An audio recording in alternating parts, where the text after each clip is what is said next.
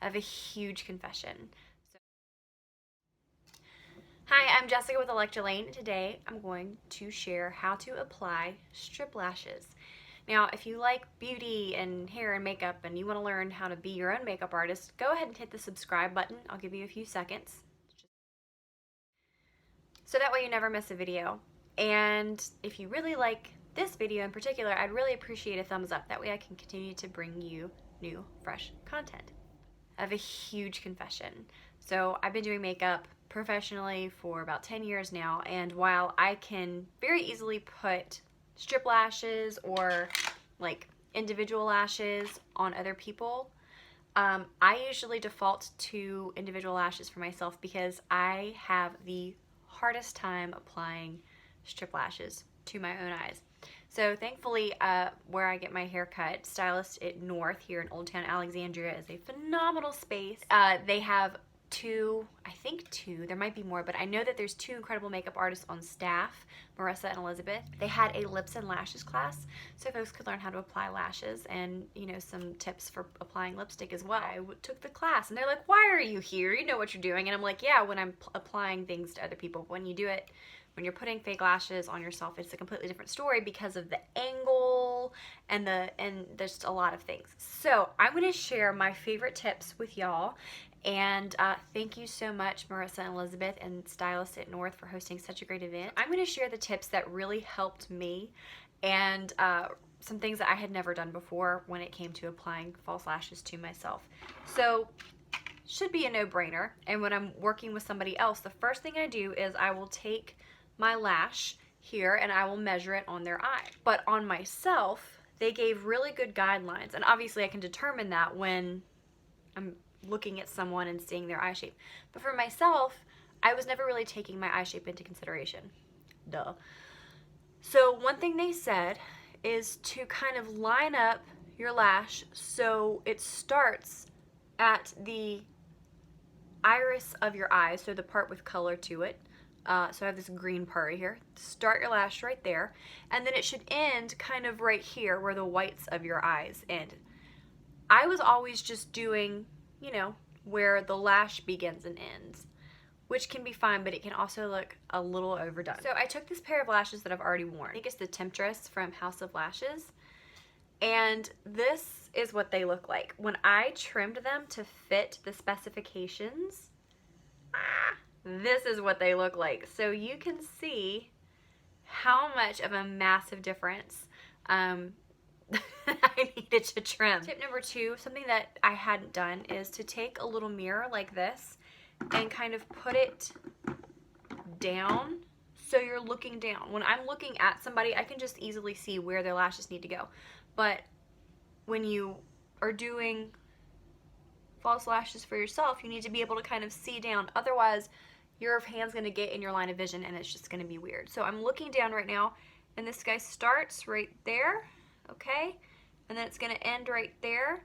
So I need to cut off all of that in order for these guys to fit my lashes properly.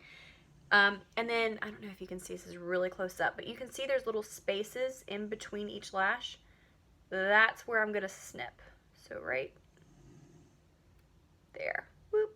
And then I'll actually save that and use it as like an individual lash for some other time. I will say this too. One thing that they suggested was to cut the lash from the inside angle as opposed to the outside angle. That's the one area where that doesn't really work for me, and I'll tell you why. If you have a lash cluster like this, these are the Ardell 105s, and they're basically the same all the way around, and they're longer in the center. Go ahead and definitely, you know, you can cut from either end, but especially the first end because you want to maintain the shape of the lash. If you have something like these red cherry lashes though, do you see how it goes really short to really long? I feel like if you cut the inside, you're missing that gradient. So that's where I would cut kind of on the outside so you don't mess really with that angle. So I think it just depends on your eyes and on your lashes. Or find a pair of lashes that really fit your eye. And I know that House of Lashes does not fit. They're too long for me. These red cherries are perfect. Try to find lashes that fit your eye. All right, so now I have my new House of Lashes cut to fit my eyes. I always like to put the glue on the back of my hand. I just feel like it's easier to get to. They suggested taking the back of some tweezers and I've never done this.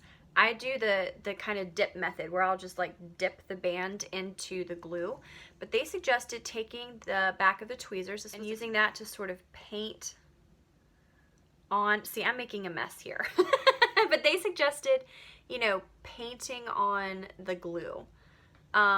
If that works for you, go for it. I'm having all sorts of problems, so I'm going to do my dip technique and dip it into the glue.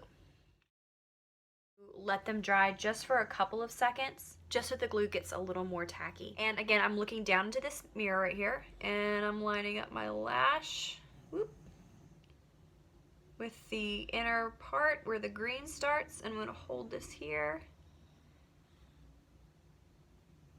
and press it down.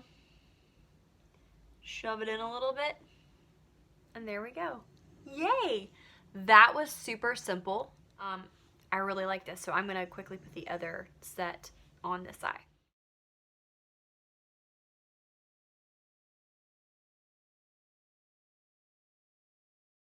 And there you go. I have to say that trimming these lashes made a huge difference just in being able to easily put them on, as well as them sticking. Because the problem I've always had, and it's funny, you can even see in some of my wedding pictures, the lashes sort of in here were coming up a lot. Not cute. So this is fantastic. There's a couple more steps you can do. Go ahead and curl the lashes so they stick together. I tend to do this on my clients. I never do it on myself. I guess I just forget.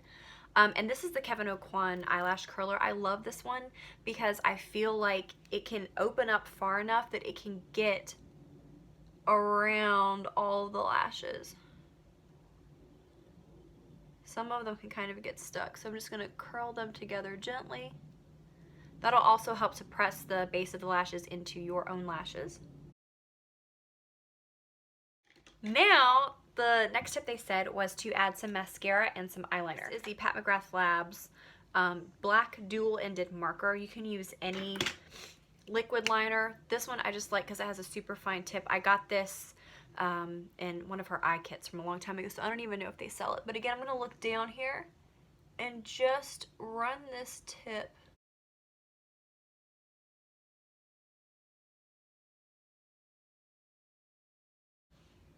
over that lash band to kind of really make it look more natural as opposed to just a band, because nobody needs to see. You know, when you look down and it kind of reflects, there's like a glare right there. That's what this takes care of. Okay, now last step, I'm going to use, this is my Maybelline Falsies Push Up Angel mascara in Blackest Black, and I love this. This is what I use instead of a primer on my lashes. But look at that teeny tiny little comb. So now I'm just going to look down one more time and gently kind of marry the false lashes with my real lashes. And there we go. Wow. I mean, this is so fun, and they look, obviously they're not real, but I don't like to say things are fake because they're not fake. They're, you know, they do exist. They're just embellished. They're elevated, right? So now we have our elevated lashes. I'm going to get in real close here. Ooh, I have some mascara on this one. There we go. But can we see, like, I'll look down here. I mean, that's really nice, really pretty. So thank you, Elizabeth and Marissa at Stylist at North, for teaching me how to put lashes on myself, even though I've been putting them on other people for 10 years. Just quickly to review the tips. Get some little cuticle or eyebrow scissors and make sure you trim your lashes from so they fit from this colored, you know, where the colored part of your eye starts to where the white's in, not necessarily where your actual lash line begins and ends. Biggest tip.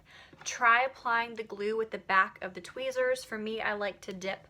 And when you do trim them, you know, pay attention to the shape of the lashes, because you don't want to mess with the integrity. So you might have to cut from the inside, you might have to cut from the outside, whatever works best for you and your lashes. And another little bonus tip I'm going to throw in there, you can save the little piece of lash that you trimmed off and use this as individual lashes later, or you can even layer it on top if you really want some extra volume and lift. So again, thank you so much for watching. Definitely, you know, if this is the type of thing you like, go ahead and subscribe, give this video a thumbs up, and I will see you next time.